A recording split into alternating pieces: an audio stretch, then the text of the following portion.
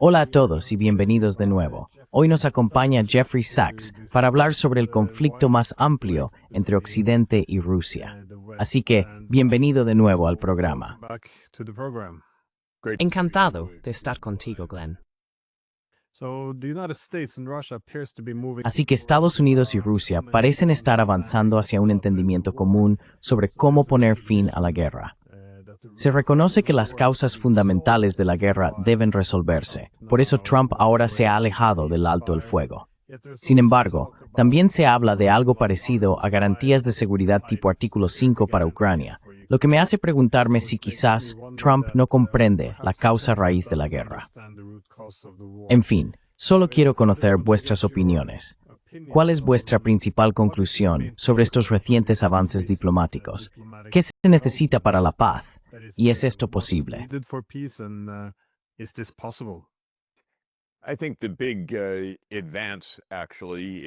Creo que el gran avance en realidad es que Trump, y por lo tanto la parte estadounidense, los negociadores estadounidenses, han dicho explícitamente que esto será un acuerdo de paz, no un alto el fuego.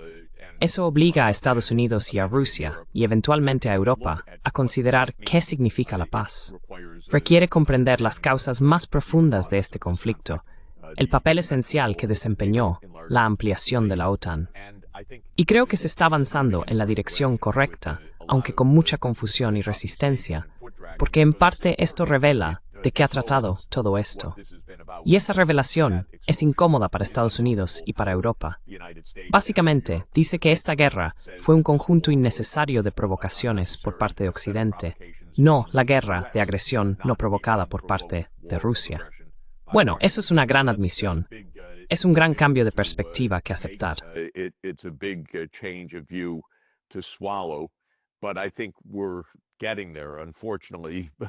Pero creo que, lamentablemente, estamos llegando a ese punto.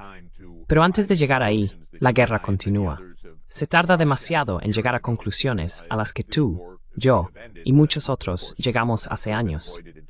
Esta guerra podría haber terminado, por supuesto, podría haberse evitado por completo, y podría haber terminado en la mesa de negociaciones en mejores condiciones para Ucrania que hoy, en abril de 2022. Pero esa opción fue rechazada por Estados Unidos y el Reino Unido, pero especialmente por Estados Unidos. Así que aquí estamos ahora. Los detalles aún deben resolverse, y eso está llevando tiempo. Seguramente no habrá una garantía similar a la de la OTAN para Ucrania. Eso equivaldría a invitar a una guerra entre Rusia y la OTAN. Rusia no va a aceptar eso. Estados Unidos y Europa no deberían aceptar eso. Es desastrousamente verse envueltos en un conflicto es amiss y temes escalada.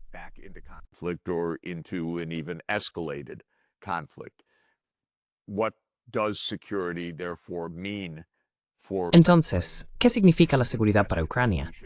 Es una buena pregunta, y deberíamos plantearla directamente. En mi opinión, la historia y la lógica demuestran que la verdadera seguridad de Ucrania es la neutralidad. De hecho, eso es seguridad en sí misma.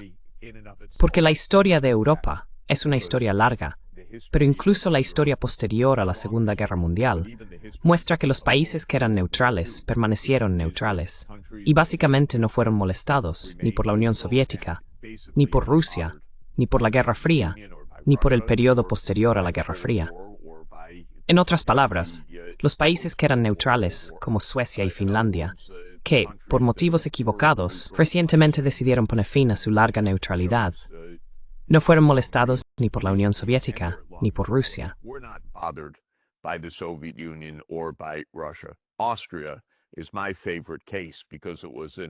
Austria es mi caso favorito, porque fue un diseño explícito que Austria se volviera neutral en 1955. Las tropas soviéticas se retirarían. Y creo que es correcto decir que la Unión Soviética nunca volvió a molestar a Austria, ni tampoco Rusia. Así que exageramos la necesidad de tener tropas sobre el terreno o garantías similares al Artículo 5. La neutralidad es deseable para ambas partes de un conflicto. En otras palabras, que Ucrania esté en el medio, pero sea neutral, es en sí mismo una gran garantía, porque ambas partes tienen un incentivo para dejar las cosas como están y que ninguna moleste a la otra. Y fue precisamente el socavamiento de la neutralidad lo que llevó a la guerra en primer lugar.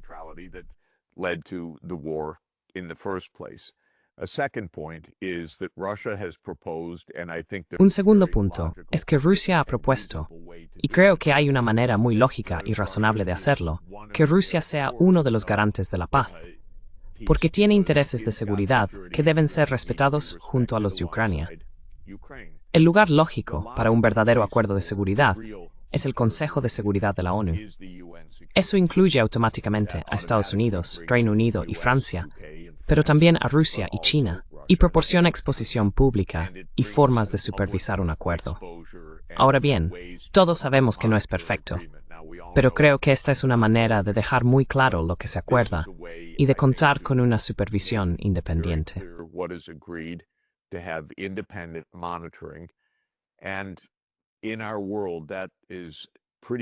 Y en nuestro mundo, eso está bastante bien, y probablemente sea lo mejor a lo que se debería aspirar.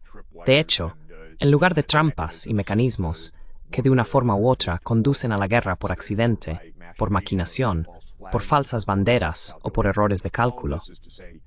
Todo esto es para decir que este tema del acuerdo de seguridad es solucionable.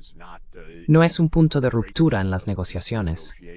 No debería utilizarse de manera que se intente romper las negociaciones de forma similar. Así que, si nos ponemos manos a la obra y encontramos soluciones prácticas en un acuerdo que esté supervisado y respaldado por el Consejo de Seguridad de la ONU, esta guerra puede terminar muy rápidamente.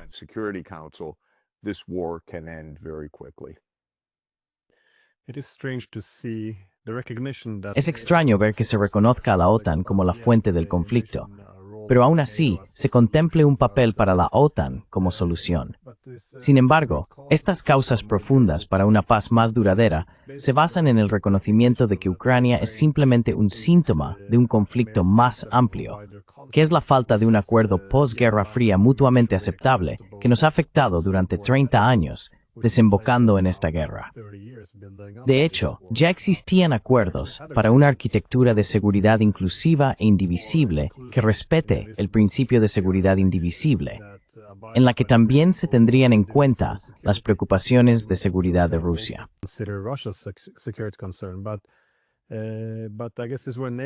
Pero supongo que aquí es donde entró la OTAN, porque en lugar de buscar esa seguridad indivisible, optamos por la paz hegemónica, lo que implicó la expansión de la OTAN. Ahora, en cierto modo, sigo cuestionando la disposición, incluso desde Washington, a reconsiderar realmente todo el sistema hegemónico. Por eso quería preguntarte también sobre los orígenes. Es decir, tú estuviste allí a principios de los años 90. Asesoraste no solo a Polonia, sino también a Gorbachev y a Yeltsin. ¿Cuál era la mentalidad y la estrategia de Estados Unidos para este orden posterior a la Guerra Fría?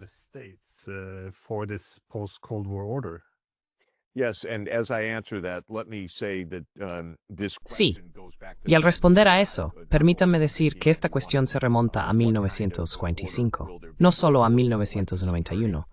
¿Qué tipo de orden habrá?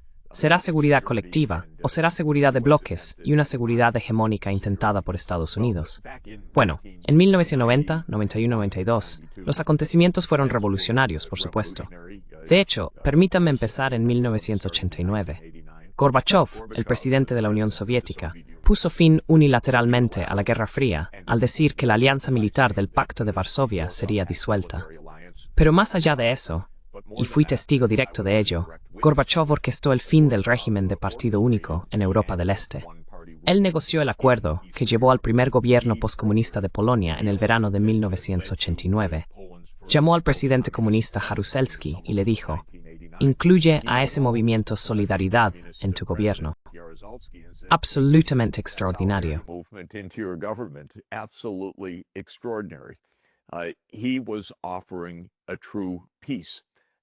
Él estaba ofreciendo una verdadera paz. Estaba ofreciendo una paz desde Rotterdam hasta Vladivostok, como se describía en aquel momento, o una casa común europea. Yo era asesor. Estaba absolutamente fascinado con esta visión de una paz que se extendería desde Rotterdam hasta Vladivostok. No hay duda de que Gorbachev lo decía en serio, y no hay duda de que Occidente vaciló. Lo que ocurrió fue que Gorbachev hizo concesiones unilaterales. Inmediatamente después de la caída del muro de Berlín, el canciller Helmut Kohl pidió la reunificación de Alemania. Esto nos lleva al punto de que las preguntas realmente comienzan en 1945, porque no hubo un tratado para poner fin a la Segunda Guerra Mundial, y Alemania permaneció dividida hasta 1990. Cuando se planteó la reunificación alemana, ese fue el momento de establecer una nueva arquitectura para la seguridad europea, una seguridad colectiva. European security, a collective security. And in the context of German reunification, Y en el contexto de la reunificación alemana, Estados Unidos y Alemania prometieron a Gorbachev en febrero de 1990, y muchísimas veces después, que la OTAN no se ampliaría hacia el este. En otras palabras, que la paz y la reunificación alemana no se aprovecharían de la Unión Soviética ni comprometerían la seguridad soviética. Esto era clave. Gorbachev dijo que esto era esencial. Y se dejó claro el punto. Uno puede ver las grabaciones o consultar los documentos. Y siempre animo a la gente a que busque por sí misma algo llamado el Archivo de Seguridad Nacional de la Universidad George Washington, en un archivo titulado ¿Qué escuchó Gorbachev? In a file called What Did Gorbachev Hear? Gorbachev heard an earful that NATO would... Gorbachev escuchó repetidamente que la OTAN no se ampliaría. Y esta fue la base para alcanzar el Acuerdo 2+4, que reunificó a Alemania en 1990 y, en esencia, puso fin a la Segunda Guerra Mundial. Suena extraño que la Segunda Guerra Mundial terminara 45 años después, pero no hubo un tratado de paz tras la guerra. Ahora bien, Estados Unidos hizo trampa casi de inmediato, porque cuando la Unión Soviética se disolvió en diciembre de 1991, y de hecho yo estaba allí en el Kremlin cuando eso ocurrió, Yeltsin dijo lo mismo como Estado sucesor. Queremos paz, queremos cooperación, contamos con Occidente como socio pacífico. Pero en cuanto la Unión Soviética se estaba disolviendo, Estados Unidos buscó una extensión de la Guerra Fría. Este es el punto. La Guerra Fría no terminó desde el punto de vista occidental. Cold War did not end from the Western point of view. It did in surface rhetoric, but immediately... Lo hizo en la retórica superficial, pero de inmediato, el aparato de seguridad en Estados Unidos comenzó a planear la ampliación de la OTAN. Y para 1994, ya era una política oficial de Estados Unidos. En 1997, en un artículo para la revista Foreign Affairs escrito por Zbigniew Brzezinski titulado Una geoestrategia para Eurasia, Brzezinski expone la estrategia estadounidense, que incluye la expansión de la OTAN hacia Ucrania alrededor de 2010, como se menciona en el artículo. El artículo explica que el objetivo es debilitar a Rusia, incluso dividirla en un conjunto de estados sueltos, confederaciones laxas, parte de una confederación. Brzezinski habla de que Rusia básicamente se disolvería de un estado unitario en tres partes: una Rusia europea, una Rusia siberiana y una Rusia del Lejano Oriente, unidas en una confederación laxa que, según Brzezinski, no tendría poder imperial.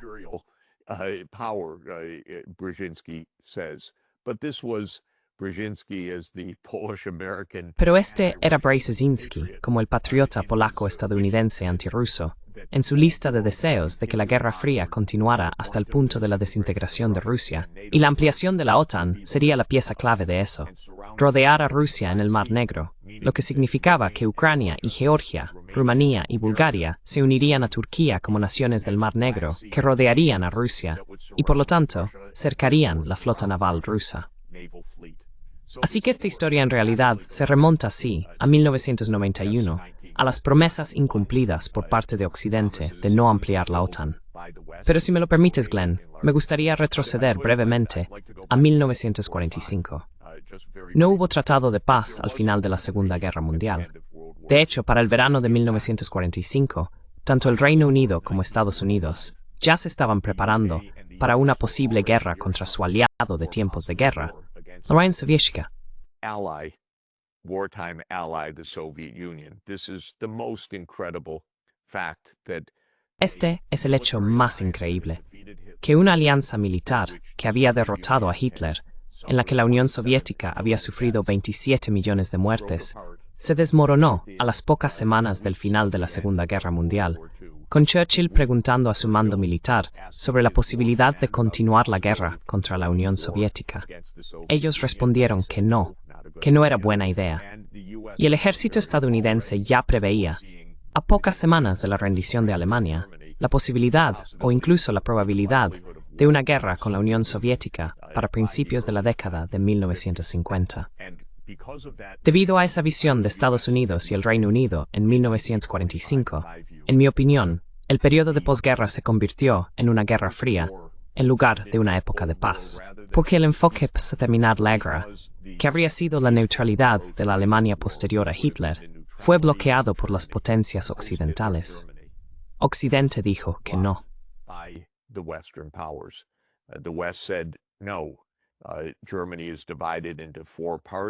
Alemania está dividida en 4 partes, las 4 potencias ocupantes. 3 de ellas, el lado occidental, formarán la República Federal de Alemania y será remilitarizada. Para 1955 se uniría a la nueva OTAN, la alianza de la Organización del Tratado del Atlántico Norte. Así que Occidente rechazó la idea, planteada repetidamente por la Unión Soviética, de una Alemania desmilitarizada y neutral como clave para un acuerdo de paz en Europa. Esto fue propuesto por la Unión Soviética en 1945. Stalin lo volvió a plantear en 1952.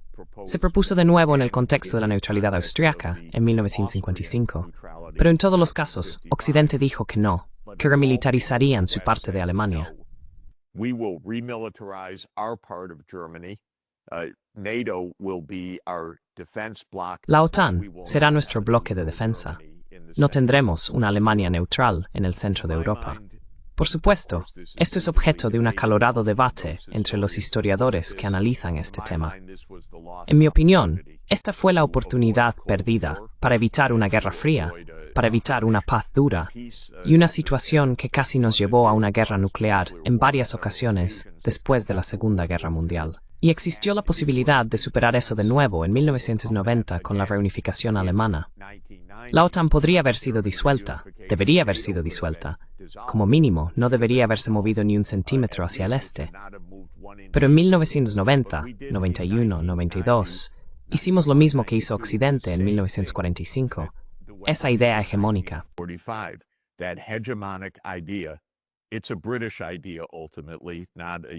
Es una idea británica, en última instancia, no una idea estadounidense. Estados Unidos la aprendió de Gran Bretaña.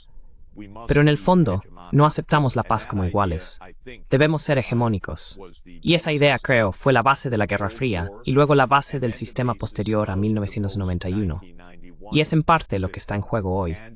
Así que la pregunta es, ¿pueden los Estados Unidos aceptar un sistema post-hegemónico? A nivel global, probablemente aún no.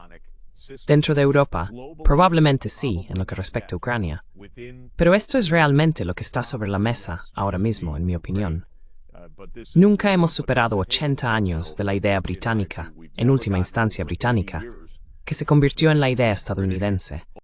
La paz a través de la hegemonía.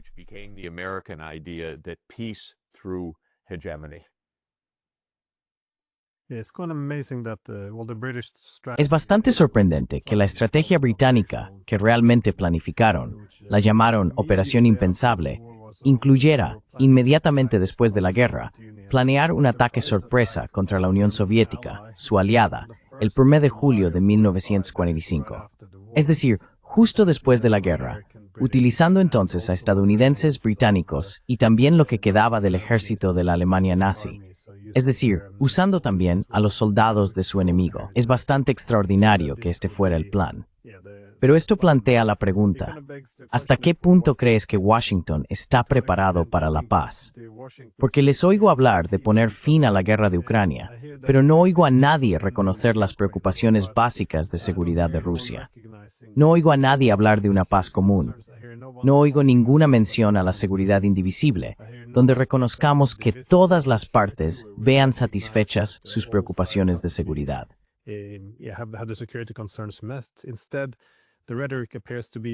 En cambio, la retórica parece ser, hemos perdido Ucrania, pero eso no significa abandonar la hegemonía. Eso sugiere que un alto el fuego temporal sería suficiente. Así que tampoco veo a nadie renunciando a la idea de que controlar Crimea y el Mar Negro es el objetivo final. Recientemente, el general Donají argumentó que la OTAN tiene planes y ha estado entrenando para invadir Kaliningrado, lo que no solo sería un ataque al territorio ruso, sino que también pondría a 1 millón de rusos bajo ocupación de la OTAN. Pero de nuevo, ocurre lo mismo con China. Tampoco veo ninguna disposición a convivir con los chinos. Así que, en cierto modo, surge la pregunta: ¿se ha abandonado la idea de la paz hegemónica? Si no es así, ¿es la paz temporal o un alto el fuego temporal todo lo que se plantea en Ucrania?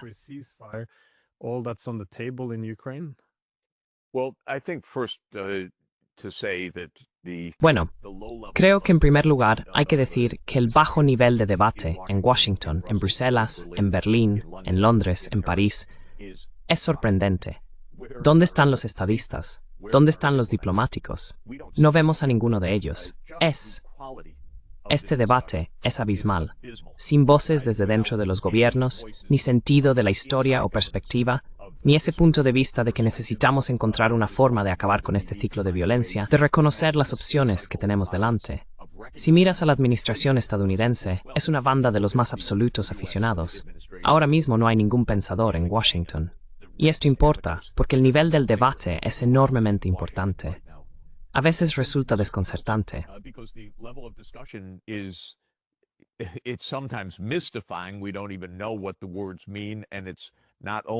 Ni siquiera sabemos lo que significan las palabras, y no es solo por la ofuscación, es por una confusión absoluta.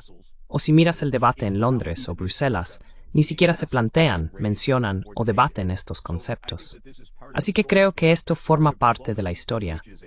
El arte de la diplomacia, que es una habilidad, requiere conocimiento, historia y perspectiva cuando se hace muy bien, como en muchos ejemplos de mantenimiento de la paz en la Europa del siglo XIX. Es el resultado de una enorme destreza, conocimiento histórico, perspectiva y un comparativo con la diplomacia. Nada de eso ocurre ahora mismo. Dentro de Europa la xenofobia es desenfrenada y salvaje.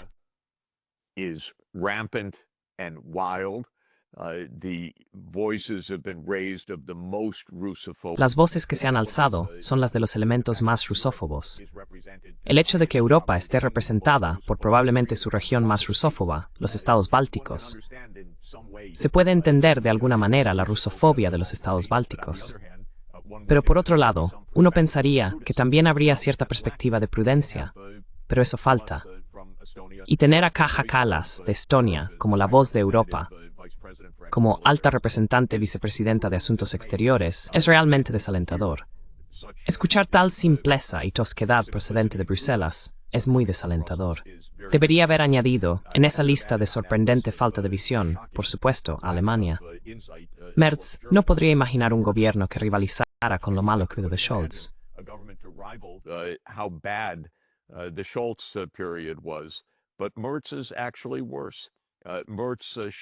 Pero Merz es en realidad peor. Merz no muestra ninguna perspectiva. ¿Y cómo puede ser que un presidente finlandés, solo para añadir a mi lista de quejas, Stubb, que sabe que basándose en la neutralidad, por dolorosa que sea la historia finlandesa, desde la perspectiva de Finlandia en la Segunda Guerra Mundial o frente a la Unión Soviética, la neutralidad llevó a Finlandia al primer puesto mundial en felicidad y bienestar, paz y prosperidad inimaginables? Y no es capaz de decir nada más que continuar la guerra contra Rusia. No puede explicar nada sobre el éxito de Finlandia. No puede explicar nada sobre la verdadera historia después de 1944, sobre lo que significa la neutralidad y cómo puede funcionar. Así que ahora mismo, no hay nadie intentando extraer lecciones positivas.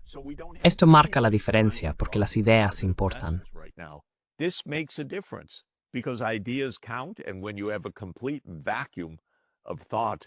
Y cuando hay un vacío total de pensamiento, como el que tenemos ahora, no se avanza más allá de ideas antiguas y fracasadas.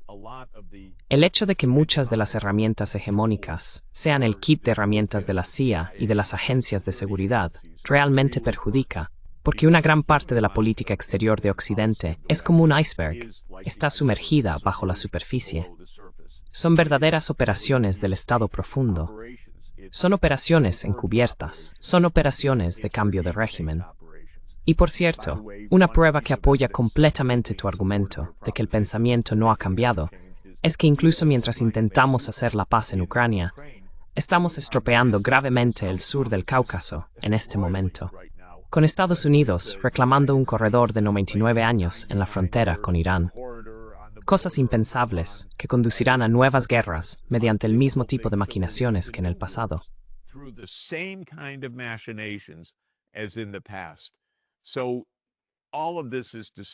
Todo esto es para decir que este es el momento en el que deberíamos replantearnos, de manera más fundamental, la seguridad colectiva, exactamente donde empezaste. Ucrania, al menos, podría empujarnos a reflexionar de nuevo. Hace mucho tiempo que no se piensa realmente en esto. La política exterior de Estados Unidos ha estado en piloto automático básicamente desde los años 90. Fracasó estrepitosamente. Fracasó estrepitosamente con Ucrania. Fracasó estrepitosamente con la seguridad occidental. Fracasó estrepitosamente con todos. Quizá, mientras la gente reflexiona sobre lo que realmente significa la seguridad en las próximas semanas, alguien aprenda algo de la historia.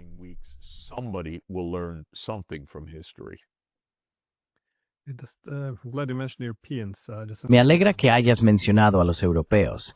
Solo tengo una última pregunta muy breve antes de que se nos acabe el tiempo. Ahora los europeos no solo se oponen a los esfuerzos de paz de Trump, sino que ni siquiera quieren hablar con Rusia. ¿Es esto una incapacidad para imaginar un mundo multipolar o para vivir sin Estados Unidos? ¿O cómo interpretas el hecho de negarse a poner fin a una guerra que están perdiendo?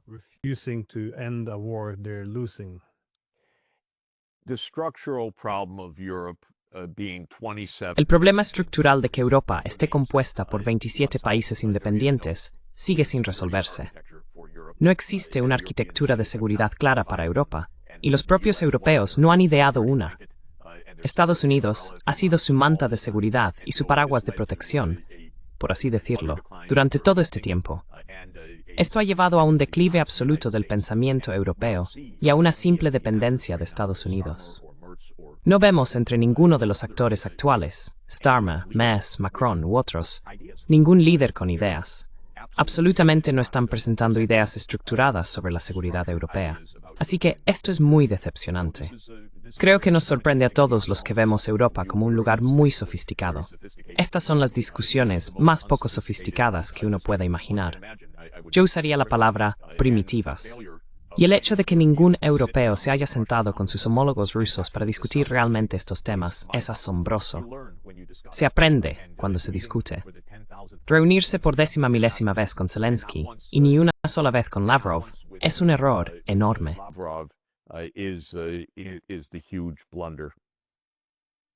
Bueno, muchas gracias por tu tiempo. Y sí, espero verte muy pronto en Nueva York. Estupendo. Hablaremos pronto. Muchas gracias.